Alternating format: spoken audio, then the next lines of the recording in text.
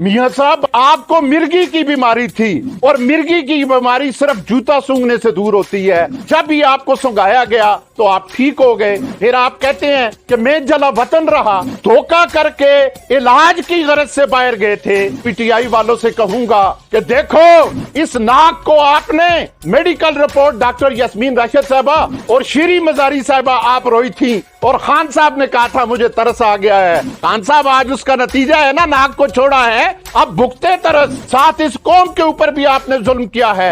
आपने कहा मियां साहब के मेरे दौर में डॉलर इतने का था, पेट्रोल 60 रुपए लीटर था। तो मियां साहब मुशर्रफ साहब के दौर में तो पेट्रोल 32 रुपए लीटर था, डॉलर 60 रुपए का था, रोटी 2 रुपए की थी। मगर 16 महीने आपका वो भाई जिसको आपने गले लगाया, जफ्फी लगाई, वो वज़ीर-ए-आज़म में पाकिस्तान डाकू मूवमेंट कर रहा है। उसके दौर में जो तूफान आया है महंगाई का, उसके ऊपर आपने कोई बात भी नहीं की है। आपने फिर कहा कि हम कशकोल तोड़ेंगे। मियां साहब कशकोल तोड़ने का तरीका नहीं बताया आपने। इस तरह कौम आगे नहीं चलेगी। जिस तरह आपके नीचे से कबूतर उड़ा के गन पॉइंट पे आपके हाथ पे बिठाया गया है, इसी तरह गन पॉइंट पे आलमी सतह पे हमारे ऊपर आपको मुसल्लत किया गया है। फिरौन के निजाम में आपको ताकत हासिल है, मगर मूसा का निजाम भी आएगा।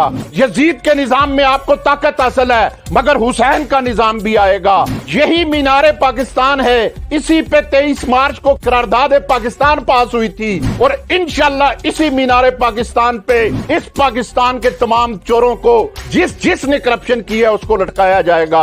पाकिस्तान की तारीख का बदतरीन दौर जो है वो आपके ऊपर मुसल्लत कर दिया गया है। मगर इंशाल्लाह हम मिलके इस मुल्क की पाक अवाम, इस मुल्क की पाक फौज, इस मुल्क के पाक इदारे, इस मुल्क के अंदर पाक सियासत करने वाले लोग इंशाल्लाह यकजा होंगे और अवामी इनकलाब आएगा।